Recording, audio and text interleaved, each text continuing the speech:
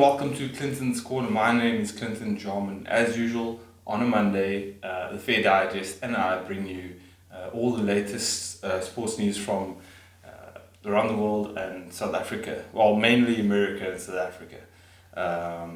So without further ado, guys, don't forget to like this video. Don't forget to subscribe here on our YouTube channel, as well as our online magazine, thefairddigest.com. Also, guys, get the comments in below. I'd love to hear from you guys, see what you'd like me to cover in future. So then straight into it then, we're going to start with some basketball, some NBA from America, the Eastern Conference. Now, the Eastern Conference is headed up by the Milwaukee Bucks. They won their game over the weekend, 137-96 over the Charlotte Hornets. Giannis, I can't say his name, Antetokounmpo, scoring 26 points. But the big story here was the bench. They scored 59 points for the Milwaukee Bucks. So great performance there from their bench. Very much a one-man team with Antetokounmpo scoring most of the points and being in the MVP race. But they moved to a 17-3 record now on top of the Eastern Conference. Then the Toronto Raptors, they played the Utah Jazz. They beat the Jazz 130-110. Pascal Siakam with 35 points, Fred VanVleet with 21 points there. They are currently second with a 15-4 record. That is in the Eastern Conference. Then the Boston Celtics took on the New York Knicks. Celtics won this one 113-104. Jason Tatum with 30 points, Jaylen Brown with 28 points there. Boston Celtics now are 14-5 on the season, third place. Miami Heat, they're still doing well. Very much a surprise package in this one. They beat the Brooklyn Nets over the weekend, 109-105. Goran Dragic, scoring 24 points there in that one, with Jimmy Butler chipping in with 20 points as well in that one. And that is the top four in the Eastern Conference there. Miami also with a 14-5 record, as well as the Celtics. So pretty close in that division. Milwaukee sort of moving away from the rest of the pack there though. Then the Western Conference, the LA Lakers, they're still on top despite losing to the Dallas Mavericks. Luka Doncic scoring 27 points and having 10 assists in this one. And the Mavs won despite, the LA Lakers, two big guns having decent games. LeBron James 25 points and Anthony Davis 25 points, but still couldn't get it down. Lakers now still top 17-3, so same record as Milwaukee, the two best teams in basketball at the moment. Then second is the Denver Nuggets. Denver Nuggets also suffered a loss, 100-97 to the Sacramento Kings. Harrison Barnes for the Kings putting up 30 points. Denver Nuggets now fall to 13-4 in second place in the Western Conference. Then the LA Clippers are in third. They beat the Washington Wizards 150-25. Yeah, massive scoreline there. Kawhi Leonard 34 points, Paul George 31 points. I think Lou Williams got 20 yards, someone else also got 20 yards, so everyone chipping in there. The depth of the LA Clippers is massive. They've got a great bench, and they're serious contenders this season. They are third at 15-6, and then obviously Dallas Mavericks are fourth, and they beat the LA Lakers, and they currently have a 13-6 record. The Rockets are also still in contention, also with a 13-6 record. So they're fourth and fifth respectively, the Mavs and the Rockets there. So still a long season to go, but those are the standings thus far. Then just moving on to some NFL action for you guys. NFL heading into just a month away from the playoffs, so teams are starting to make runs now, and the wildcard races are starting to heat up. So Without further ado, let's get into that as well. The Dallas Cowboys, they lost to the Buffalo Bills. Dallas continue to struggle. They've fallen now to 6-6, but they're still on top of the NFC East. Um, you know, Eagles also losing to the Dolphins 31-37. So both teams are pretty much struggling. Look, I think it doesn't really matter who makes the playoffs in this one. I think it'll be one and done for both those teams in the playoff. They're just not very good at the moment. Dallas on their day can be good, but they don't seem to have very many days. They're very inconsistent. The Eagles as well, losing to the Dolphins. Dolphins have been hapless the whole season, so Eagles season falling by the wayside a bit at 5-7 there. Then moving on now, the Saints, they took on the Falcons and they beat the Falcons 27-18. Saints comfortable now in the NFC South with a 10-2 record. Then the Ravens, then the game of the weekend, the Ravens, they took on the San Francisco 49ers. Now this was always going to be a great clash. The top offensive team against the top defensive team. And it lived up to the billing, I must say. I watched pretty much the whole game, and Lamar Jackson played extremely well, over 100 yards rushing in this one. But Ravens pulled it out the bag with their 8th straight win, with a 2017 win over the 49ers.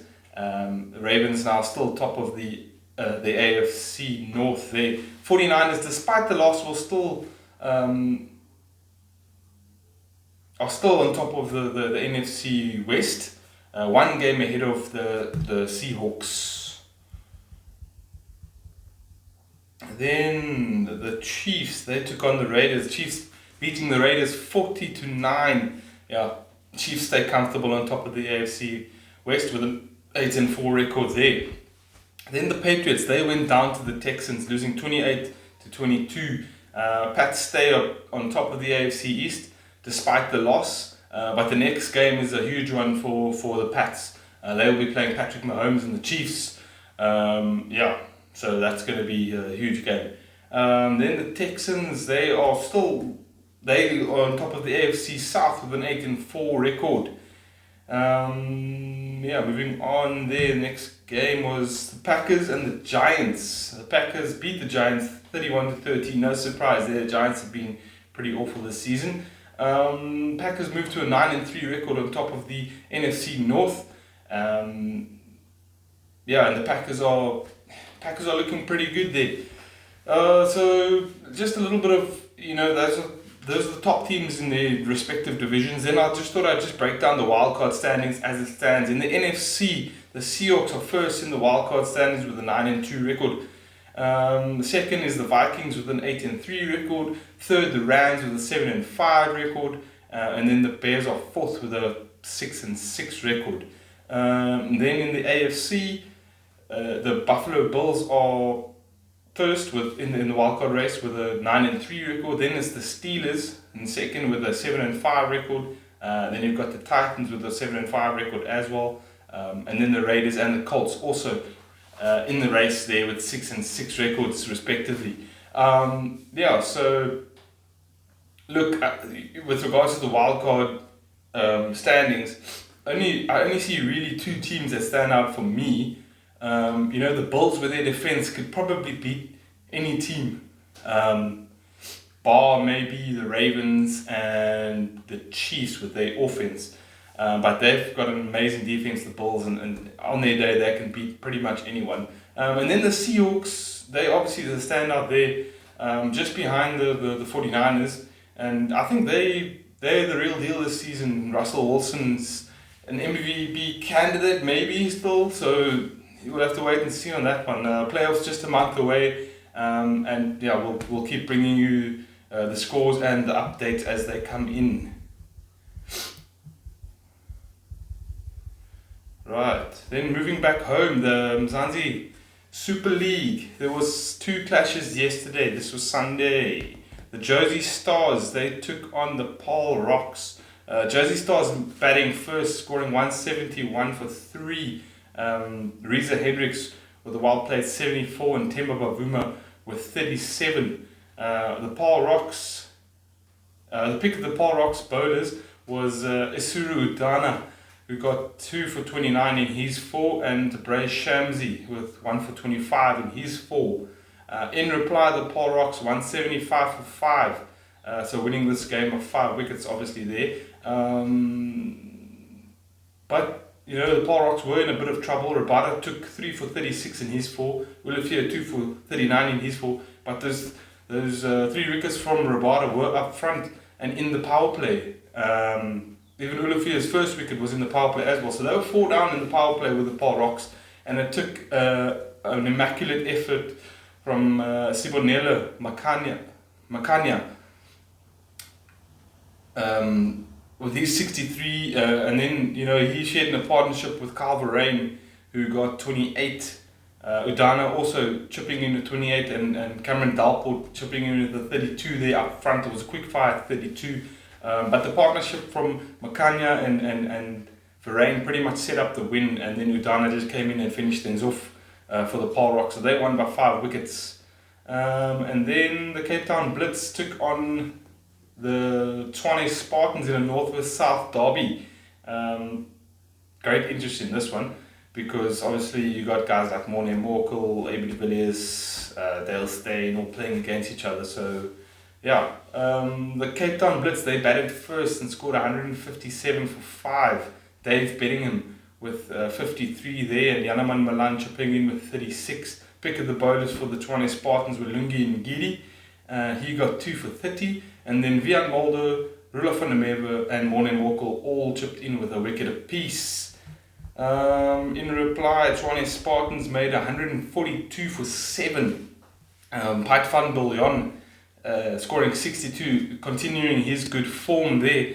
AB de Villiers also chipping in with 31. Unfortunately, it wasn't to be for them, falling 15 runs short due to the bowling efforts of Dale Steyn with 3 for 10 in his 4 overs, and Wahab Riaz 2 for 18 in his 3 overs. So really the pace bowlers putting a stranglehold there on the Tshwane Spartans. So the Blitz won that one by 15 runs. Okay guys, that is all I have for you for today. Don't forget that the Wild Pro Tour will be on Friday. That's gonna this week. All the latest sports news in and around South Africa. We're going to have a look at the director of cricket role for South Africa. Also, there's some sevens rugby coming up, so we're going to have a look at that and more, obviously. So don't forget to check that out on Friday. Then, if you haven't checked it out yet, go check out my article on Eben Etzebeth and his legal battle with the South African Human Rights Commission. Maybe the Human Rights Commission jumped the gun a bit due to maybe a little bit of lack of evidence and so on. But go check out my article. It's all there on the fairdigest.com. That's all I have. So thanks for joining me again, guys. Don't forget to like this video, subscribe here and on the magazine, thefairdigest.com. And get your comments in below, guys. I'd love to hear from you what you think of the sports news, and if there's anything else you'd like me to cover. Guys, be safe out there on a Monday. Enjoy the rest of the week, and I'll see you on Friday. Cheers, guys.